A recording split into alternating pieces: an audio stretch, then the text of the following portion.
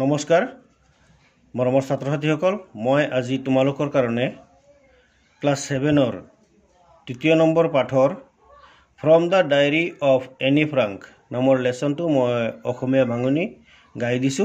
তোমালোকে এই লেসনটো পৰাপক্ষত 2-3 বাৰকে শুনিলে আৰু নিজৰ পাঠ্যপুথিৰ লগত মিলাই যেতিয়া তুমি ভালকে শুনিবা আৰু মনত ৰাখিবলৈ চেষ্টা কৰিবা তেতিয়াহ'লে নিশ্চয় এই লেসনটো শুনি তোমালোক উপকৃত হ'বা। আৰু এই লেসনটো মই দি আছো মোৰ channel top teaching spoken English যোগে। গতিকে মই আৰম্ভ কৰিব লৈছো। ইয়াত লিখা আছে from the diary of Anne Frank. Anne ফ্ৰাংকৰ ডায়েৰীৰ পৰা, ডায়েৰী মানে হ'ল দিনলিপি, দিনলিপিৰ পৰা লোৱা হৈছে। Do you have a friend with whom you share your innermost thoughts and feelings. তোমাৰ তেনেকুৱা কোনো এনে ধৰণৰ কিবা বন্ধু বান্ধৱ আছেনে যি বন্ধুৰ লগত তুমি একেবাৰে অন্তৰংগ ভাৱধাৰা অনুভূতিবিলাক তুমি শ্বেয়াৰ কৰা বা ভাগ বিতৰণ কৰা বা তেওঁলোকৰ লগত তোমাৰ মনৰ ভাৱবিলাক আলোচনা কৰা আছেনে? সেই কথা কোৱা হৈছে। Do you note down your thoughts in a diary. তুমি তোমাৰ মনৰ ভাৱবিলাক বা থটবিলাক চিন্তাধাৰাবিলাক তুমি ডায়েৰীত নোট কৰা নে বা টুকা নে? Discuss with the friend sitting next to you the advantages and disadvantages of writing a diary. Diary লিখাৰ সুবিধা আৰু অসুবিধাবোৰ তুমি তোমাৰ বন্ধু লগত বহা বন্ধুজনৰ লগত তুমি ডিসকাস কৰা, আলোচনা কৰা। ডিসকাস কৰা মানে হ'ল আলোচনা কৰা। Now এতিয়া read about a 13-year-old girl called Annie Frank. এতিয়া তুমি 13 বছৰ বয়সৰ এজনী ছোৱালী এনি ফ্ৰাংক বুলি কোৱা এজনী ছোৱালী whose diary has become a classic, যাৰ ডায়েৰী যাৰ দিনলিপি নেকি একেবাৰে এতিয়া ক্লাছিক হৈ পৰিছে। A useful piece of writing remaining popular over decades. দশক জোৰা একেবাৰে লৈ এই ডায়েৰীখন কি হৈছে একেবাৰে জনপ্ৰিয় হৈ পৰিছে, এটা উপযোগী কালজয়ী হৈ পৰিছে। গতিকে আৰম্ভ কৰিব লৈছো এতিয়া লেসনত। লেসনত লিখা আছে প্ৰথম এ 13-year-old girl in the Netherlands was given a diary for her birthday on June 12, 1942. ইয়াৰ লিখিছে 1942 চনৰ জুন মাহৰ 12 তাৰিখে নেদাৰলেণ্ডৰ মানে হলেণ্ডৰ যিটো নেদাৰলেণ্ড এজনী 13 বছৰীয়া ছোৱালী তাইৰ জন্মদিনৰ কাৰণে এখন ডায়েৰী উপহাৰ দিয়া হৈছিল, মানে ডায়েৰী দিয়া হৈছিল। 2 days later, 2 দিন পিছত she started writing her diary. 2 দিন পিছৰ পৰাই তাই ডায়েৰী লিখা আৰম্ভ কৰিছিল। The 13-year-old girl was Annie Frank. 13 বছৰ বয়সৰ ছোৱালীজনী আছিল any Frank. Born on June 12, 1929. ছোৱালীজনী জন্ম হৈছিল জুন মাহৰ 12 তাৰিখ 1929 চনত। She was the daughter of Otto H. Frank and her mother was Edith Frank. ছোৱালীজনী 1929 চনৰ 12 জুনত অটো এইচ ফ্ৰাংকৰ জীয়েক আৰু তাই মাক আছিল এডিথ ফ্ৰাংক।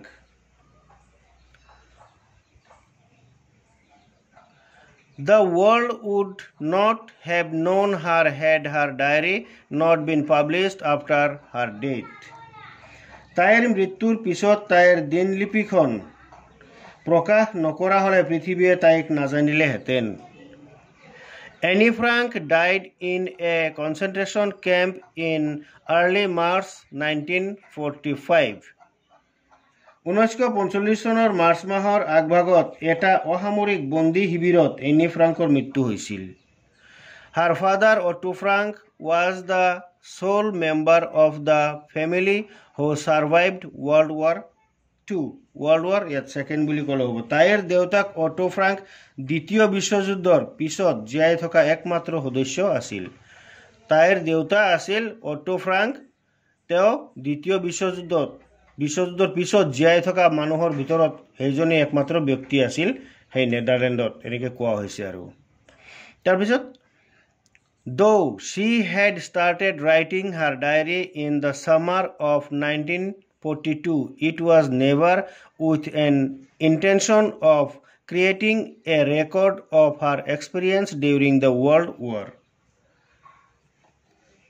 যদিও 1942 চনৰ গ্ৰীষ্মকালত তাইৰ দিনলিপি লিখা আৰম্ভ কৰিছিল, কোৱা হৈছে যদিও তাই গ্ৰীষ্মকালৰ 1942 চনৰ পৰাই দিনলিপি মানে ডায়েৰী লিখা আৰম্ভ কৰিছিল, it was never with an intention of creating a record of her experience during the World War.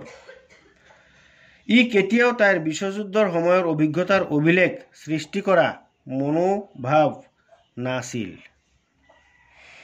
This was a way to pass time fruitfully while hiding from the German army in an underground safe house. নিৰাপদ গোপন ঘৰ এটাত German সৈন্যবাহিনী বিলাক যেতিয়া মানে লুকাই থকা সময়ত সাৰ্থকভাৱে সময় অতিবাহিত কৰা ই এটা উপায় আছিল. যেতিয়া জাৰ্মান সৈন্যবাহিনী এটা গোপন কক্ষত মানে গোপন ঘৰত লুকাই আছিল, তেতিয়া তাইৰ হেতু সময় পাৰ কৰাৰ এটা টাইম পাস কৰাৰ এটা বাহানা আছিল বুলি ইয়াত কোৱা হৈছে.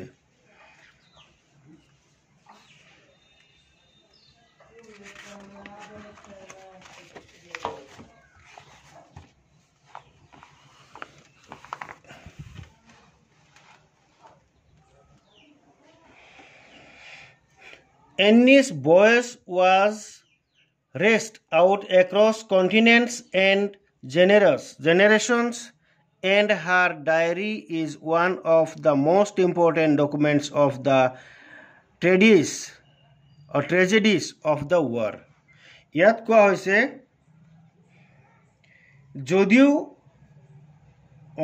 কোৱা হৈছে এনিৰ মতে মহাদেশবোৰে ঢুকি পাইছিলগৈ. এনিৰ যিটো ডায়েৰী আছিল এইটো কণ্টিনেণ্ট মানে হ'ল মহাদেশবোৰ ৰেচেছ আউট এক্ৰছ কণ্টিনেণ্টছবোৰ ঢুকি পাইছিল. Generations and her diary is one of the most important document, আৰু তাৰ ডায়েৰীটো এটা বৰ ইম্পৰ্টেণ্ট ডকুমেণ্ট, এটা নথি হৈ গৈছিল of the tragedies of the war, যুদ্ধৰ বিভীষিকাত এটা দুখ লগা এটা দুখ কষ্টৰ নথি পত্ৰ হিচাপে এটা আটাইতকৈ দৰকাৰী ডকুমেণ্ট হৈ পৰিছিল. ডকুমেণ্ট মানে হ'ল এটা নথি হৈ পৰিছিল. তাৰপিছত অন ফ্ৰাইডে শুকুৰবাৰৰ দিন 12 জুন মাহৰ 12 তাৰিখ I woke up at 6 o'clock and no wonder it was my birthday. 6 বজাত, আৰু এইটো কোনো আচৰিত ভাবিব লগা নাছিল যে সেইদিনা মোৰ জন্মৰ তাৰিখ আছিল বা জন্মদিন আছিল. But of course, কিন্তু আসলতে বা বাস্তবিকতে I was not allowed to get up at the hour, so I had to control my curiosity until 6:45. ইয়াত কোৱা হৈছে যদিও মোৰ জন্মদিন আছিল কথাটো বাৰ্থডে, কিন্তু যদিও মোৰ জন্মদিন আছিল কিন্তু মোৰ উপজাতি নাছিল, কিন্তু মোক অৱশ্যে এই সময়ত উঠাৰ অনুমতি দিয়া নহৈছিল. মানে উঠিব যে লাগে, হোৱাৰ পৰা উঠিব লাগে তাৰ অনুমতি দিয়া নহৈছিল. গতিকে 7 বজালৈ 15 মিনিট থকালৈকে 7 বজালৈ যেতিয়া ইয়াত কি কৈছে 6:45 মানে 7 বাজিবলৈ 15 মিনিট থকালৈকে কি হৈছিল, মই মোৰ কৌতূহল নিয়ন্ত্ৰণ কৰিব লগা হৈছিল. কৌতূহল মানে কিউৰিয়াছিটি মানে হ'ল কৌতূহল, জানিবলগীয়া বা শুনিবলগীয়া পাবলগীয়া এনেকুৱা ভাৱটোকে কোৱা হয় কিউৰিয়াছিটি. আছামিছত তাক অনুসন্ধিৎসু বুলি কোৱা হয়. Then I could bear it no longer and went to the dining room. তাৰপিছত আৰু অধিক সময় মই সহিব নোৱাৰিলোঁ আৰু খোৱা কোঠালৈ গৈছিলোঁ. Where I received a warm welcome from Morty the cat. আৰু য'ত মই মৰ্টিৰ পৰা মেকুৰীজনীৰ পৰা মই এটা উষ্ম আদৰণি পাইছিলোঁ. মৰ্টি নামৰ তেওঁলোকৰ এটা মেকুৰী আছিল আৰু সেই মেকুৰীটোৰ পৰা তেওঁ এনি ফ্ৰাংকে এটা উষ্ম আদৰণি পাইছিল. সো দেখা যাওক এতিয়া 6 নম্বৰ পেৰাগ্ৰাফটোত আছে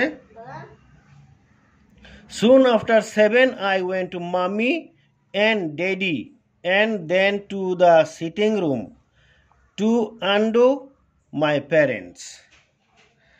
7 বজাৰ অলপ সময় পিছত মই মা দেউতাৰ ওচৰলৈ গৈছিলোঁ আৰু 7 বজাৰ পাছত মোৰ উপস্থিতি নিশ্চিত কৰাৰ বাবে বহা কোঠালৈ গৈছিলোঁ। The first to greet me was you, possibly the nicest of all. মোক সম্বৰ্ধনা জনোৱা তুমি প্ৰথম আছিলা। Then on the table there was a bunch of roses. আৰু তেতিয়া টেবুলৰ ওপৰত এথোপা গোলাপ ফুল এথোপা আছিল। A plant and some peonies. ইয়াত কোৱা হৈছে গছ পুলি কিছুমান আৰু ফুলৰ সৰু সৰু গছো আছিল। And more arrived during the day. আৰু বহুত দিনটোৰ বাবদ কিছুমান চাপৰ ফুলৰ গছো তাত জমা কৰি থোৱা আছিল। তাৰপিছত I got masses of things from mommy and daddy. মই মোৰ পিতৃ মাতৃৰ পৰা বহুতো বস্তু পাইছিলোঁ। বহুতো দমে দমে ইয়াত masses বুলি কৈছে দমে দমে বস্তু পাইছিলোঁ। And was thoroughly spoiled by various friends. আৰু সেইখিনি বন্ধুসকলে নষ্ট কৰিছিল। ইয়াত spoil বুলি কৈছে নষ্ট কৰিছিল। Amongst other things I was given. মোক যিবিলাক বস্তু দিয়া হৈছিল তাৰ ভিতৰত কেমেৰা অবস্কিউৰা কেমেৰা এটা খেলনা পিস্তল খেলনা বুলি কোৱা হৈছে। ইয়াত দিয়া হৈছিল এ পাৰ্টি গেম দলগতভাৱে খেলাৰ বস্তু, এ লটছ অফ সুইটছ বহুতো মিঠাই, চকলেটছ, এ পাজল এটা আছে চাৰিকুণীয়া যে খেলনা সেইটো এটা, এ ব্ৰোচ এইটো এটা খেলনা, tales and legend of the Netherlands আৰু নেদাৰলেণ্ডৰ কিছুমান ইয়াত কৈছে যে সাধু কথা উপসাধু কথা এইটো লিজেণ্ড উপসাধু কথা বা টেলছ হ'ল সাধু কথা বাই জোচেফ কোহেনৰ দ্বাৰা এই বস্তুবিলাক মোক তাত দিয়া হৈছিল। তাৰপিছত ডেইজিজ মাউণ্টেইন হলিডে এ ৱাইজাৰ্ড বুক বুলি কোৱা হৈছে। ইয়াত এটা ভৌতিক কিতাপ, ইয়াত এটা একচুৱেলি এইটো ৱাইজাৰ্ড বুক বুলি ক'লে এইটো এটা যাদুৰ কিতাপৰ নিচিনা। ডেইজিজ মাউণ্টেইন হলিডে নামৰ এখন কিতাপো দিয়া হৈছিল। এণ্ড চাম মানি আৰু কিছুমান পইচাও মোক দিয়া হৈছিলে, টকা দিয়া হৈছিলে। Now I can buy the mats of Greece and Rome grand. Grand বুলি ক'লে ইয়াত আচলতে বঢ়িয়া। মই এতিয়া গ্ৰীচ আৰু ৰোমৰ আখ্যান আৰু জনশ্ৰুতি কিনিব পাৰিম। এনেকুৱা তাই নিজেই লিখিছে। Then Lice came to fetch me and we went to school. তাৰপিছত লাইচ মোক লৈ যাবলৈ আহিছিল, মোক স্কুললৈ লৈ যাবলৈ আহিছিল। During break, I stood everyone sweet biscuits and then we had to come back to our lesson. মই তাতে থিয় হৈছিলোঁ আৰু তেওঁলোকক মোৰ ফালৰ পৰা মিঠাই বিস্কুট আৰু এইবিলাক মই তেওঁলোকক দিছিলোঁ আৰু তাৰপিছত আমি পাঠলৈ আৰম্ভ কৰিছিলোঁ, আমাৰ লেচন আৰম্ভ কৰিছিলোঁ। Now I must stop. Bye. We were going to be great pals. ইয়াত কোৱা হৈছে যে তাৰপিছত এতিয়া আমি বন্ধ কৰিব লাগিব আৰু আমি ভীষণ ৰোগীয়া ইয়াত কথাটো ষ্টপ আমি ৰৈ দিব লাগিব আৰু আমি গ্ৰেট পলছ বুলি কৈছে। এতিয়া আমি ইয়াত বাই আমি যাব লাগিব। গ্ৰেট পলছ শব্দটো ইয়াত কিবা ৰোগীয়াৰ কথা নিচিনা এটা বুজাইছে বাৰু, ঠিক আছে পিছত দেখা যাব। Here is another diary entry dated 20th June 1942. ইয়াত অন্য আৰু এটা ডায়েৰী লিখা আছে, তাৰিখ হৈছে 20 জুন 1942 চন। 20 জুন 1942, 20 জুন 1942 চনৰ আৰু এটা ডায়েৰী ইয়াত দিয়া হৈছে। এতিয়া লিখা আছে I haven't written for a few days. মই কেইবাদিন ধৰি লিখি থকা নাই। কেইবাদিনৰ বাবে মই লিখা নাই। Because I wanted first of all to think about my diary. কিয়নো বা কাৰণ মই সকলোতকৈ আগেয়ে মোৰ দিনলিপিৰ বিষয়ে ভাবিব লগা আছে। It's an odd idea for someone like me to keep a diary. Diary লিখাটো ডায়েৰীৰ মানে দিনলিপি লিখি ৰখাটো মোৰ বাবে কিছুমানৰ বাবে মোৰ দৰে কিছুমানৰ বাবে এটা বেয়া ধাৰণা ইয়াত কোৱা হৈছে যে এটো odd idea বুলি কৈছে এটা বেলেগ ধৰণৰ ধাৰণা ইয়াত বেয়া ধাৰণা বুলি কৈছে not only because I have never done so before কাৰণ মই এটো আগতেও কেতিয়া লিখা মোৰ অভ্যাস নাই বা লিখাও নাছিলো but কিন্তু because it seems to me that neither I nor for that matter anyone else will be interested in the unbosoming of a 13-year-old school girl আৰু এটো 13 বছৰীয়া ছোৱালীৰ বাবে এটো এটা আনবজমিং বুলি কৈছে মানে ফুটি উঠা নাই মনটোত ভাল লগা নাই তেনেকুৱা এটা কথা কৈছে যে ইয়াত কৈছে বৰং যে এনে লাগে যে মই বা আন কোনো 13 বছৰীয়া স্কুলীয়া ছোৱালী এজনীৰ এই অনুপযুক্ত কামৰ প্ৰতি অনুৰক্ত হ'ব মানে মনটো তাত নালাগিব তাৰ পিছত What does that matter? এই বিষয়টো কি still মানে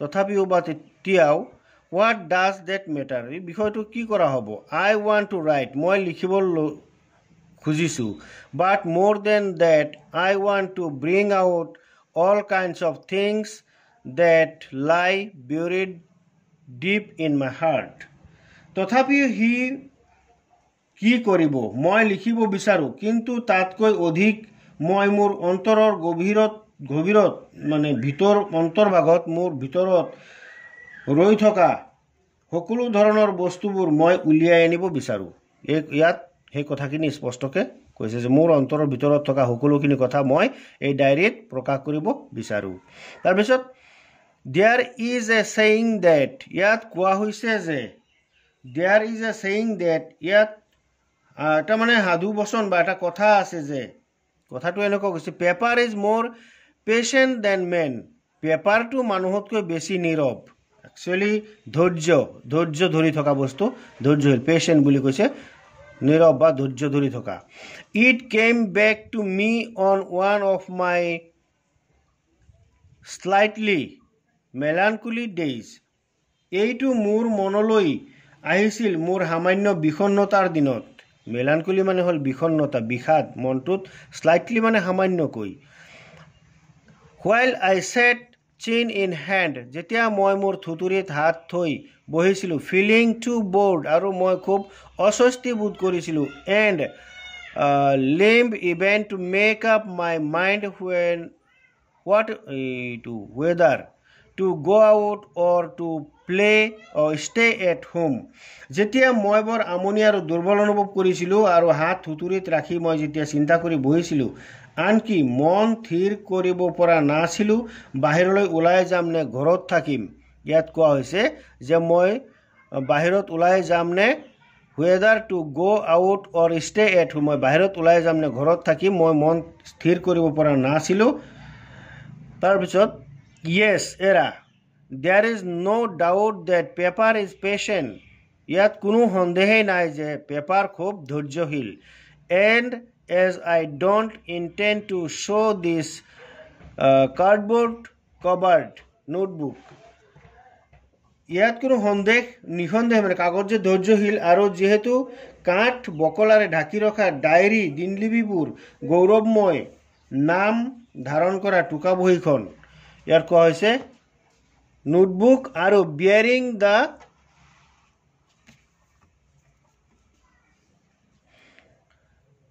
the proud name of diary মানে খুব গৌৰৱ কঢ়িওৱা ডায়েৰীখন to anyone গৌৰৱ কঢ়িওৱা আৰু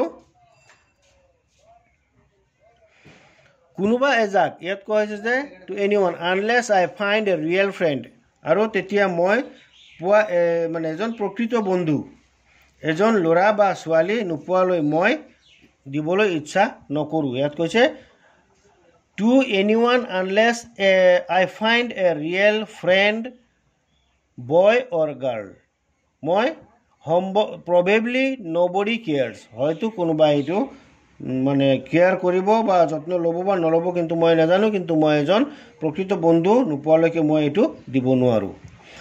it is that I have no' such real friend.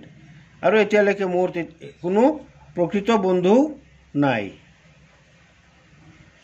মোৰ কোনো প্ৰকৃত বন্ধু এতিয়ালৈকে তেনে কোনো বন্ধু নাই।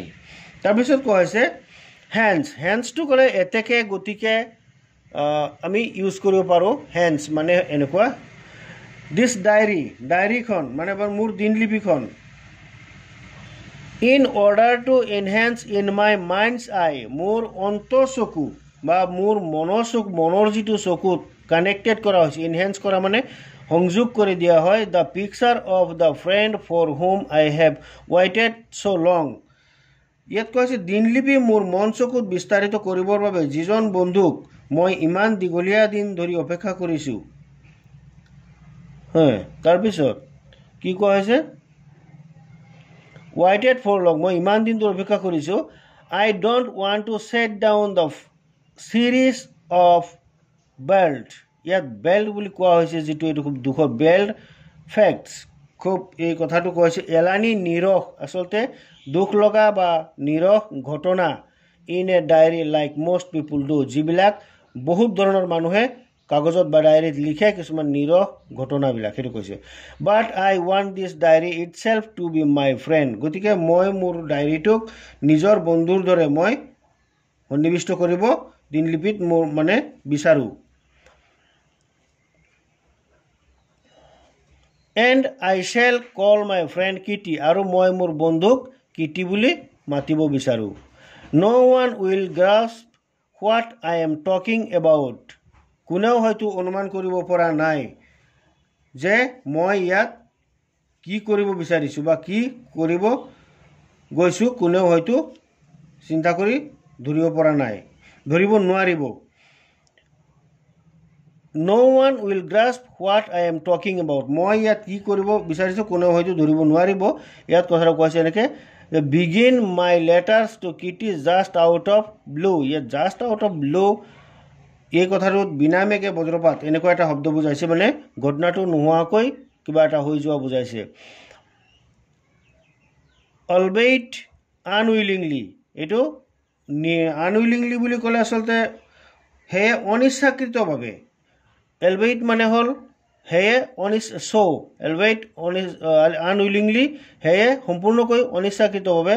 আই উইল ষ্টাৰ্ট বাই স্কেচিং, মই স্কেচিং মানে চিত্ৰ আঁকি বা ছবি লৈ বা কিবা দৃশ্য এটা ধৰি লৈ মই আৰম্ভ কৰিম ইন ব্ৰিফ, চমুকৈ the story of my life, মই মোৰ জীৱনৰ গল্পটো মই চমুকৈ মোৰ পাণ্ডুলিপিত বা মোৰ ডায়েৰীত চিত্ৰ আকাৰে মই লিখিবলৈ আৰম্ভ কৰিম।